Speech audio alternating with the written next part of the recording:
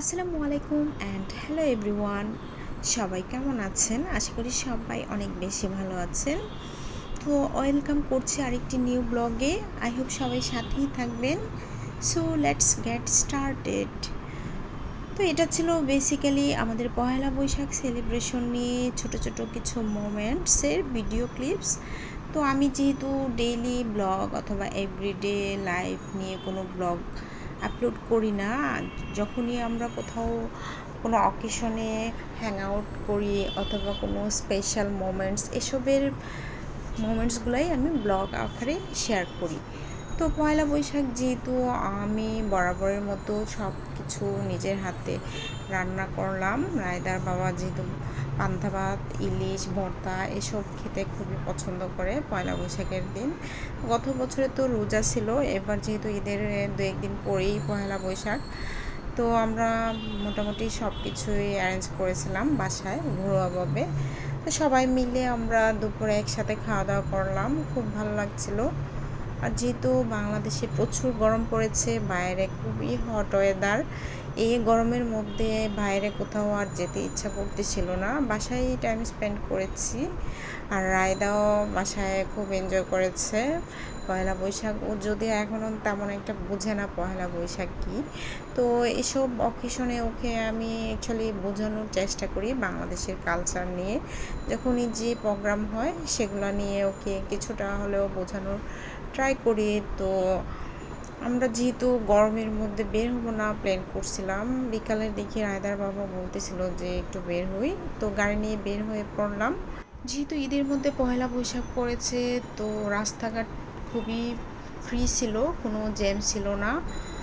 আর এই দিনে অনেক বেশি গরম হওয়াতে মানুষজন খুব একটা বাইরে বের হয় নাই। আর আমরা চলে এসেছি আজকে লো মেরিডিয়ানে। এখানে যেহেতু হট ওয়েদার আছে, এখানে এসে আমরা খুবই কমফোর্টেবল ফিল করছিলাম। আর ছোটো বাচ্চা নিয়ে বের হলে তো একটু কমফোর্টেবল প্লেসে যাওয়াই বেটার, যাতে ওরা ঠিক বা ঠাক সব কিছু এনজয় করতে পারে, অসুস্থ না হয়, সব কিছু বিবেচনা করি আজকে আমরা এখানে আসলাম। এখানে এসে খুবই ভালো লাগছিল বিকাল টাইমটা। আর এখানে খুব বেশি ক্রাউডেডও ছিল না, খুব নিরিবিলি পরিবেশ, খুব ভালো লাগছিল। আর আমার মেয়ে খুব লাফালাফি করছিল, অনেক এনজয় করতেছিল। আর আমরা যেহেতু বাসা থেকে খেয়ে এসেছি পান্তা ইলিশ ভর্তা আইটেম, আর আমাদের তেমন একটা খিদাও ছিল না, এখানে হালকা পাতলা কিছু স্ন্যাক্স আইটেম নিয়েছি। ওদের রেগুলার যে কুল কফি আর আমার মেয়ের জন্য ক্রসফ্যান্ট, আর এই তো ওদের একটা ডেজার্ট আইটেম নিয়েছি, সাথে ড্রিঙ্ক ছিল।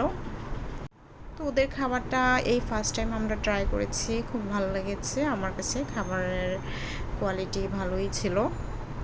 আমরা বিকাল থেকে প্রায় সন্ধ্যা 7টা পর্যন্ত এখানে টাইম স্পেন্ড করেছি আমরা আমাদের নিজেদের মতো করে। আর রায়দার বাবা যেহেতু অনেক বিজি থাকে, ও তেমন একটা টাইম দিতে পারে না, তো চেষ্টা করি সবসময় স্পেশাল ওকেশনে ফ্যামিলিকে একটু একটু টাইম দেওয়ার জন্য।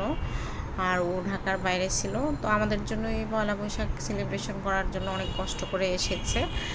এসে আমাদের সাথে টাইম স্পেন্ড করে ওরও খুব ভালো লাগছিলো।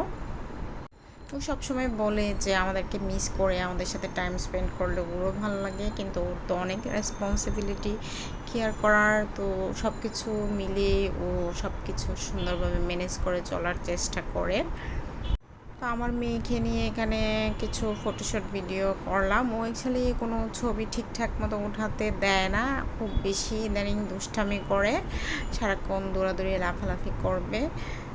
তো আমরা প্রায় 8টার দিকে বের হয়ে পড়লাম এখান থেকে, বাসায় চলে আসব। আর এই গরমের মধ্যে এখানে খুব সুন্দর টাইম স্পেন্ড হয়েছে, তেমন একটা গরম ফিল হয়নি। তো ভিডিওটা এখানেই শেষ করছি, সবাই ভালো থাকবেন, আল্লাহ হাফেজ and thank you everyone for watching. And সবাইকে পহেলা বৈশাখের অনেক অনেক শুভেচ্ছা, শুভ নববর্ষ।